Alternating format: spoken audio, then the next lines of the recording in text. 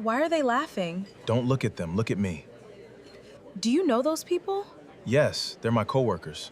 Then why are they recording me? I don't know. You knew this was gonna happen, didn't you? No, Then why aren't you leaving? because I'm not here to judge you. You haven't even looked at me properly. I have. And? And I'm wondering who hurt you so badly that you expected me to walk away. Nedia had spent the entire evening preparing herself for rejection. What she didn't know was that the people laughing at her had deliberately chosen her for a cruel reason, and Marcus was about to discover exactly what his co-workers had done. Nedia arrived at the restaurant 20 minutes early because she was the kind of person who would rather wait alone than make someone wait for her. She checked her phone again. 7:15. Her date was supposed to arrive at 7:30. She looked around the elegant restaurant and immediately felt out of place. The women nearby wore sleek dresses and expensive-looking jewelry. Men in tailored suits laughed over glasses of wine. Nedia looked down at her own dress. It was a beautiful green wrap dress she had bought from one of her clothing suppliers at a discount. She had altered it herself that afternoon. It wasn't expensive, but she liked it. At least she had liked it until she walked through the restaurant doors. She sat at the reserved table and placed her handbag beside her. A waiter approached. "Good evening, ma'am. Are you waiting for someone?" Nedia smiled politely. "Yes, my date should be here soon." "Certainly." He placed a glass of water in front of her and walked away. Nedia took a breath. "You can do this," she whispered. She had almost canceled twice. Not because she didn't want companionship, but because she knew what people sometimes thought when they saw a woman her size sitting across from a man who looked successful. She had experienced it before. The looks, the whispers, the jokes disguised as innocent comments. She had learned to recognize them without even hearing the words. A few minutes later, two young women at the next table looked in her direction. One leaned toward the other and whispered something. They both looked at Nedia and laughed. Nedia pretended not to notice. Then one of them said a little too loudly, "Maybe he got the wrong table." The other laughed. Nadia's fingers tightened around her glass. She looked at the door. 7:22. "Maybe I should leave," she whispered. But then she remembered her 10-year-old son, Caleb, standing in the kitchen that afternoon while she prepared for the date. "Mom, are you nervous?"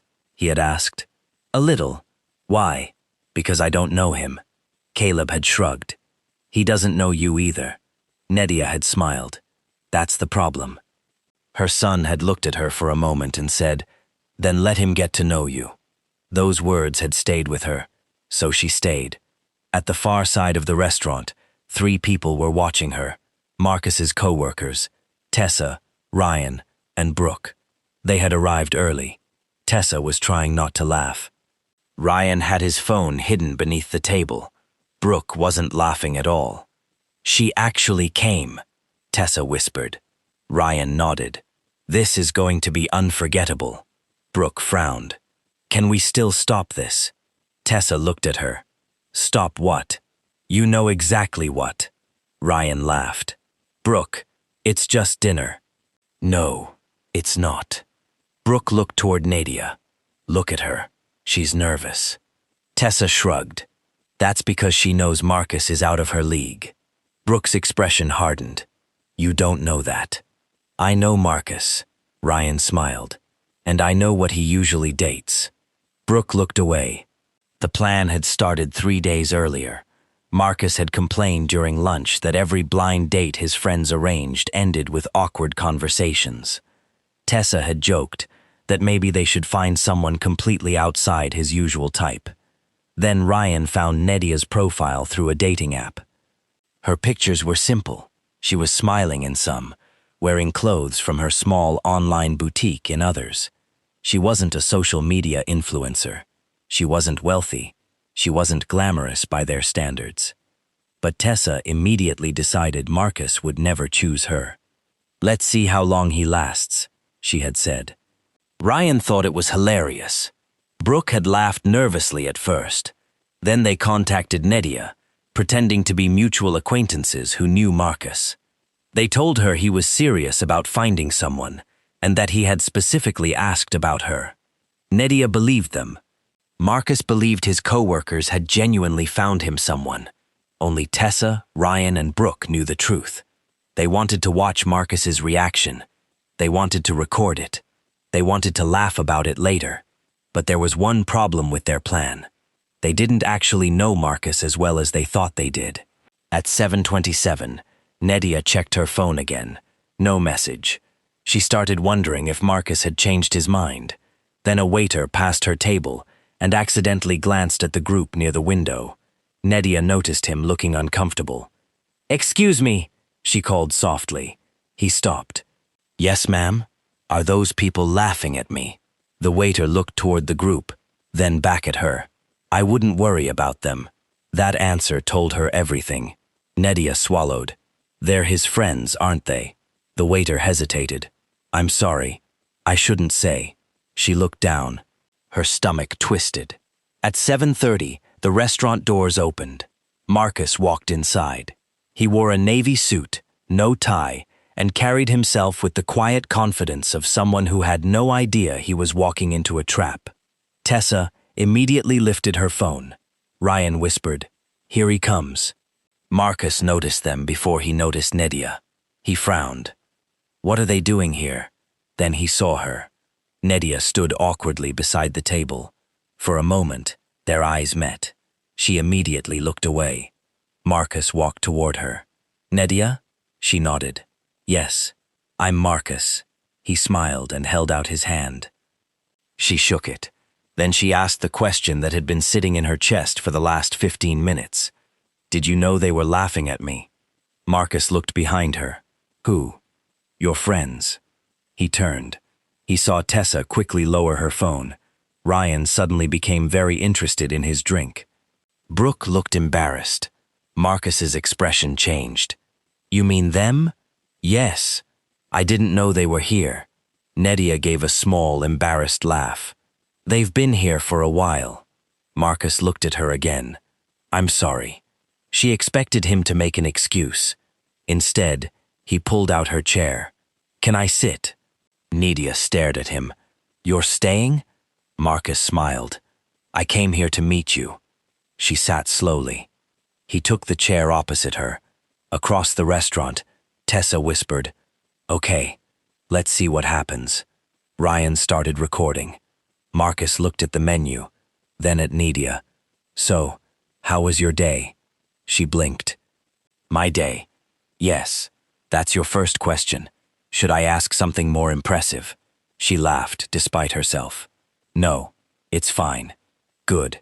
Then tell me." Nedia relaxed slightly. She told him about her clothing business. She sold women's clothes online, mostly through social media and referrals. She had started with a few dresses and some borrowed money. Now she had regular customers, though business was still unpredictable. "So you're a businesswoman," Marcus said. "I wouldn't call myself that." "Why not?" "Because I don't have a big store." Marcus shook his head. "A business doesn't become a business because it has a building." Nedia looked at him. "That's what my son says." "How old is he?" 10. "What's his name?" "Caleb." Marcus smiled. "What does Caleb think about your business?" Nedia laughed. "He thinks I'm going to own a fashion company one day." "Maybe he's right. He also thinks I should sell football jerseys." Marcus laughed. "That sounds like a smart business decision." The conversation became easier. Nedia began forgetting about the people watching them. She told Marcus about how she started selling clothes after losing her job.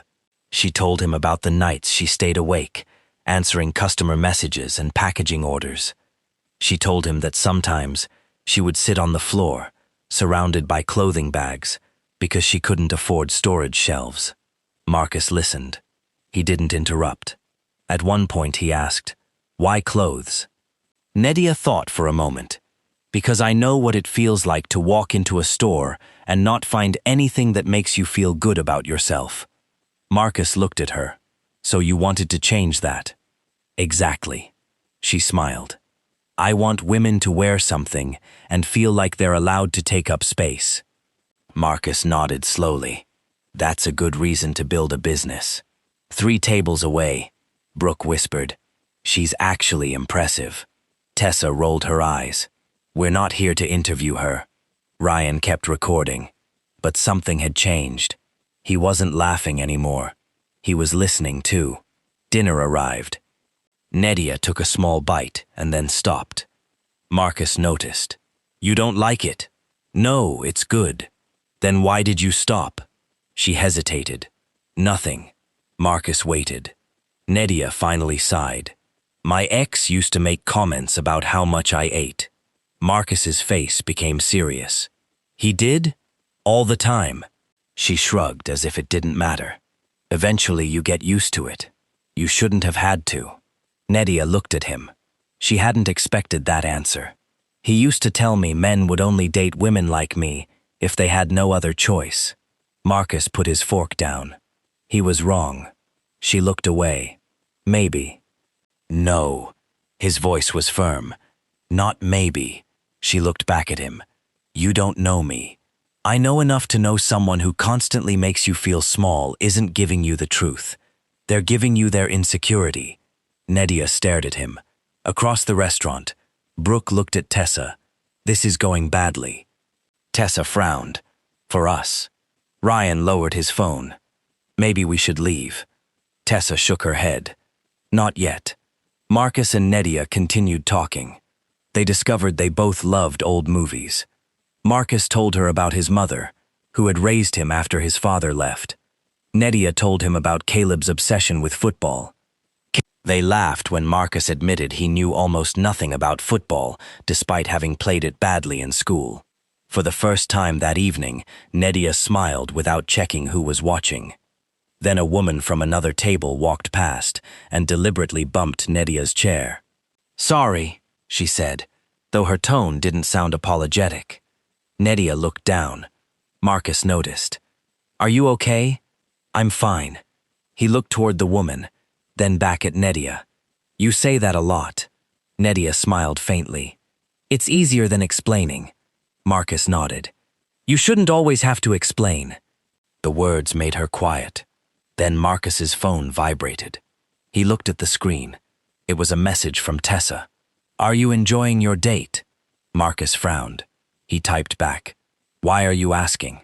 Her reply came immediately. Just curious. Marcus looked toward their table. He suddenly felt something was wrong.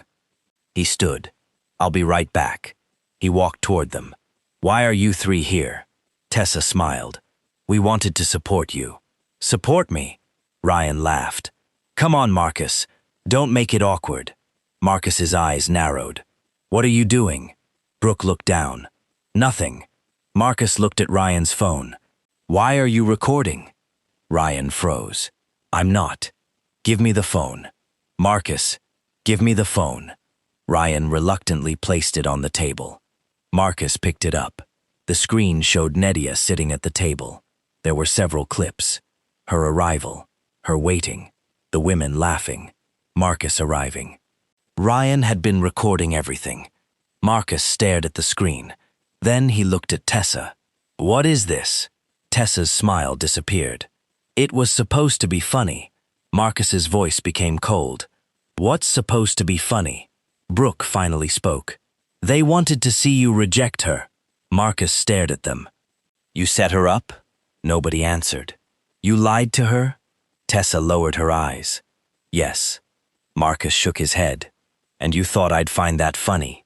Ryan tried to defend himself. We thought you'd leave. Marcus looked at him. Why? Ryan glanced toward Nedia. That was enough. Marcus understood. Because she's plus size? Silence. Marcus looked disgusted. That's your joke, Tessa whispered. We thought she wasn't your type. Marcus shook his head.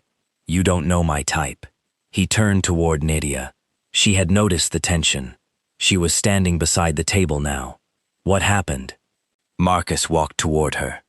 Nedia, I need to tell you something. Her expression changed.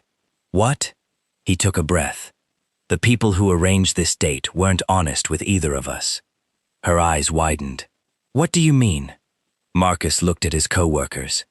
They chose you because they expected me to reject you. Nedia went completely still. The restaurant seemed to become silent around her. So this was a joke. To them, she looked at Marcus. And you, I didn't know, but you knew them.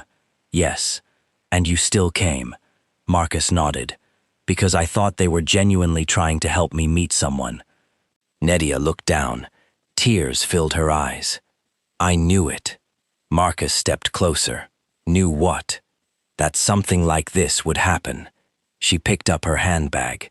I shouldn't have come, Marcus said softly. Nedia, please don't. She walked toward the exit. Marcus followed but kept a respectful distance. Outside, she stood under the restaurant lights trying to control her breathing. I'm sorry, Marcus said. She shook her head. I don't want your apology. Then what do you want? She turned toward him. I want to stop feeling stupid for believing someone could actually want to meet me. Marcus looked at her. You aren't stupid. They picked me because they knew you would be embarrassed to be seen with me. They were wrong. How do you know? Because I spent the last hour talking to you. She wiped her tears. What did you think when you first saw me? Marcus answered immediately this time. I thought you were beautiful. She looked away. Don't say that because you feel sorry for me. I'm not. Then what did you see? Marcus smiled gently. I saw a woman who came into a room full of strangers, even though she was terrified. I saw someone who built a business from nothing. I saw a mother who talked about her son like he was the best thing that ever happened to her.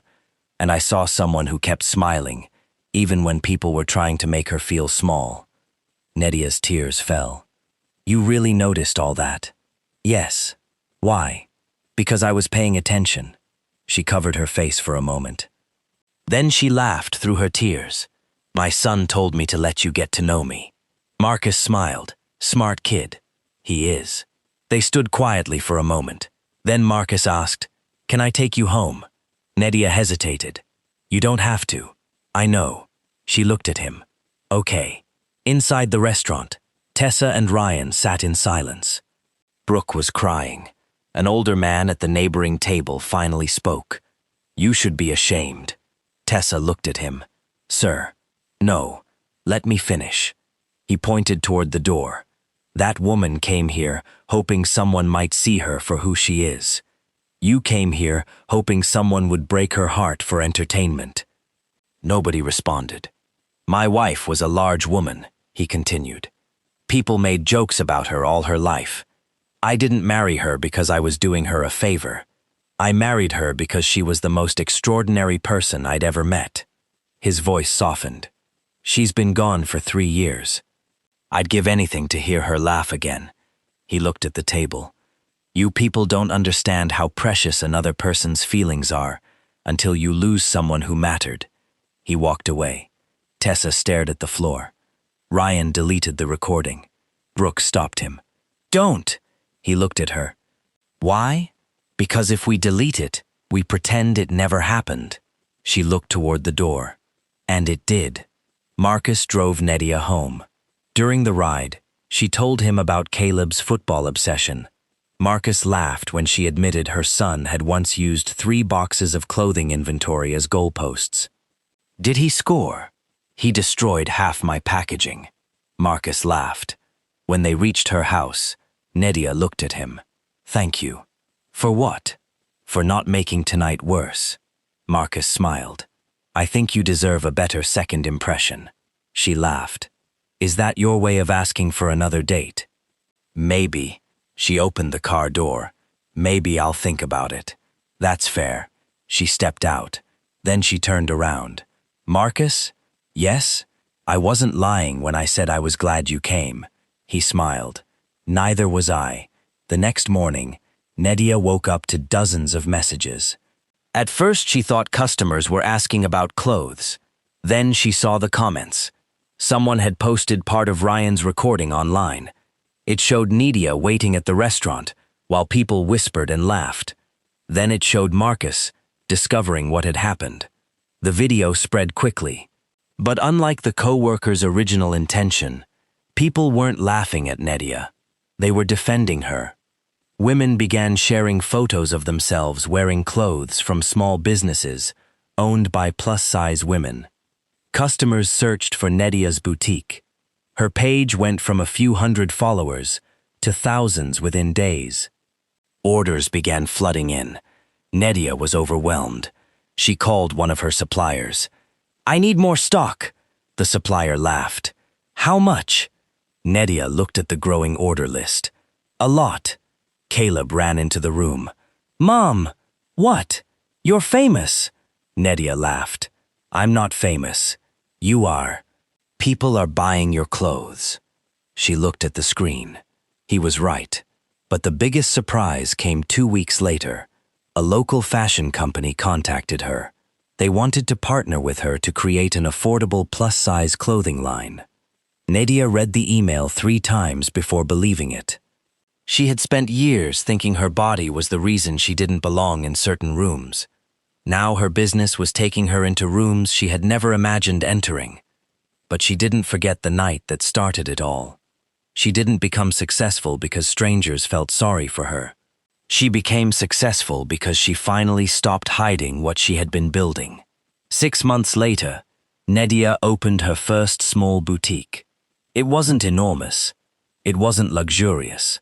But the walls were covered with mirrors, bright clothing, and signs that said, "You deserve to feel good in what you wear."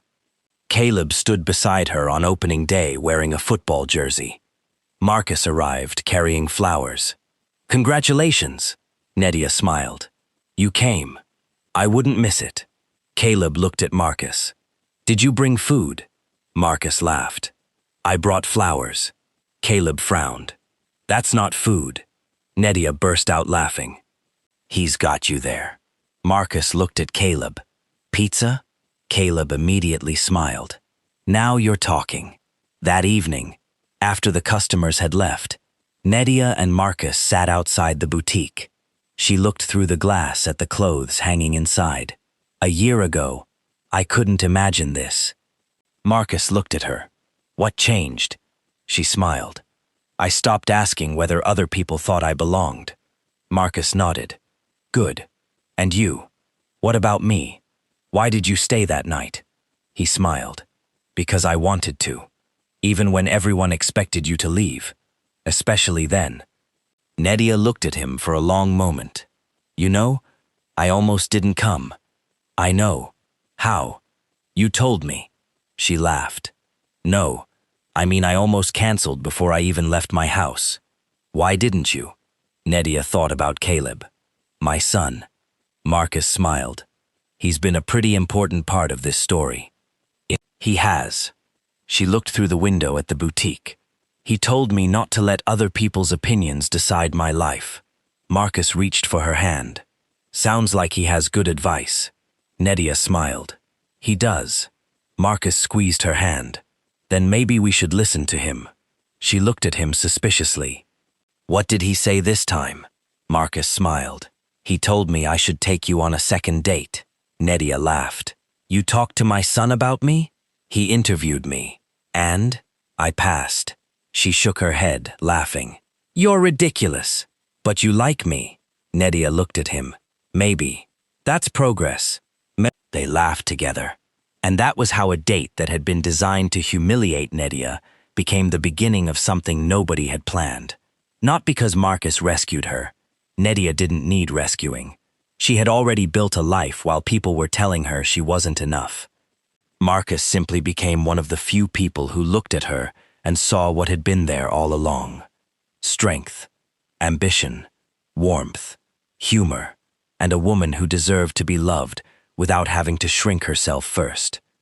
The people who planned that cruel joke wanted to prove that Nedia wasn't good enough for Marcus.